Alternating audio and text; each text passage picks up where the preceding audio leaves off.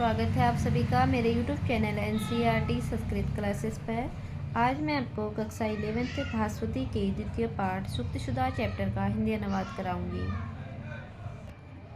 पहली सूक्ति है, यस्मिन् देशे न सम्मानो न वीर्तिं च बान्धवः न च विद्यागमः कश्चित् वासं तत्र न कारयेत्। यानी कि जिस देश में, यस्मिन् देशे, जिस देश में न सम्मान हो, न व्यवसाय हो, न भी बंधु हो, न च विद्यागमः, न ही विद्या के साधन हो, ऐसे देश में कश्चित् वासम तत्र न कार्येत्। यानी कि वहाँ पर हमें कभी भी वास नहीं करना चाहिए। आतुरे व्यसने प्राप्ते दुर्भिक्षे शत्रु संकटे राज दरबारे शमशाने च तिष्ठति सह बांधवः। आतुरे पीड़ा में, व्यसने यानी कि बुरी आदत लगने पर, दुर्भिक्षे अकाल में, शत्रु संकटे यानी कि शत्रु द्वारा प्राप्त संकट में, राज दरबारे राजा के दरबार में, शमशानी शमशान में, जो यतिष्ठत यानी कि जो ठहरता है वही आपका बांधव यानी कि बंधु होता है। को अति भार समर्थनाम किम दूरम व्यवसायिनाम को विदेशः स्वविद्यानाम को अप्रियः प्रियवादिनाम।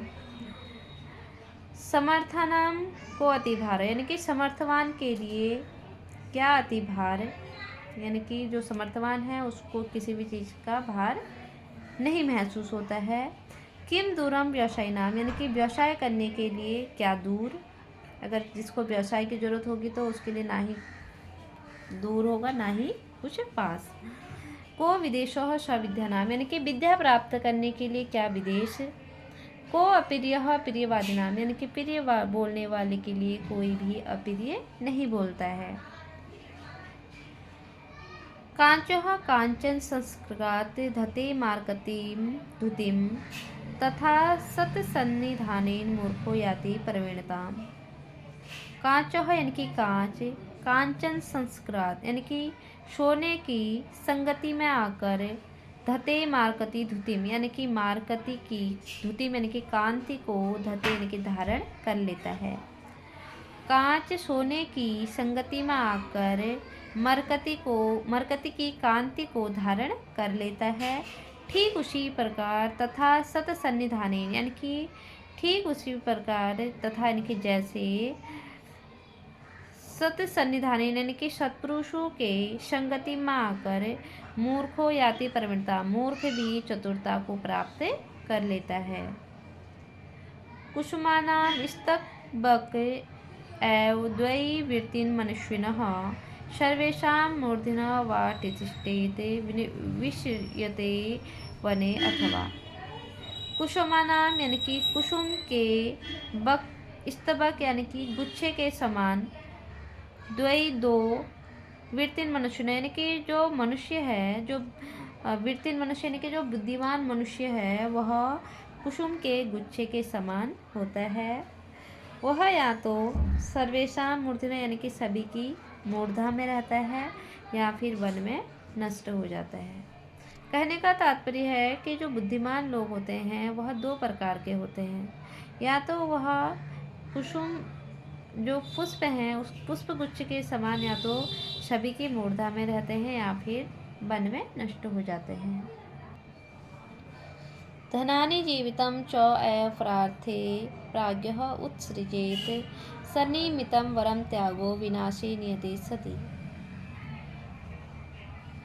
धनानि यानी कि धन, जीवितम यानी कि जीवन, च एव प्रार्थे यानी कि दूसरों के, प्राज्ञ यानी कि जो बुद्धिमान है, उत्सृजित यानी कि कर देना चाहिए।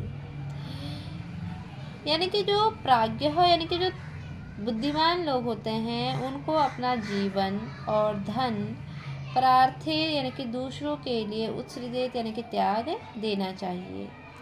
सनिमितम वरम त्यागो विनाशे नियते सति यानी कि विनाश होने पर उनका त्याग क्या होता है, सर्वश्रेष्ठ होता है।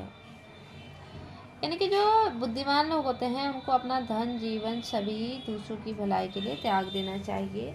विनाश होने पर उनका जो त्याग है वह श्रेष्ठ है। षड्दोषाः पुरुषेण इह हातव्या भूतिम इच्छता निद्रा तद्रा भय क्रोध आलस्य दीर्घसूत्रता। यानी कि मनुष्य के जीवन के 6 दोष होते हैं। निद्रा, तंद्रा, भय, क्रोध, आलस और दीर्घसूत्रता, यानी कि लंबे समय तक किसी एक ही कार्य को करने वाला। ये क्या होते हैं? मनुष्य के 6 दोष होते हैं। भूतिम इच्छता, यानी कि धन की इच्छा रखने पर भी उनके द्वारा वह क्या है? हातव्या, यानी कि उनके हाथ से निकल जाता है, यानी कि उनके द्वारा त्याज्य है, यानी कि उनको प्राप्त नहीं होता है। अर्थागमो नित्यम रोगिता च प्रिया च भार्या प्रियवादिनी च व्यश्च पुत्रो अर्थकरी च विद्या षट जीवन लोकस्य सुखानि राजन। हे राजन, मनुष्य के जीवन के 6 क्या होते हैं? सुख होते हैं। अर्थागमो, यानी कि प्रतिदिन धन की प्राप्ति। नित्यम रोगिता, यानी कि आरोग्य। और प्रिया च भार्या प्रियवादिनी, पत्नी कैसी हो? प्रिय बोलने वाली हो। व्यश्च पुत्रो अर्थकरी, और पुत्र कैसा हो? विद्यावान और धनवान, यानी कि धन देने वाला हो। यह 6 जीवन लोक के सुख होते हैं।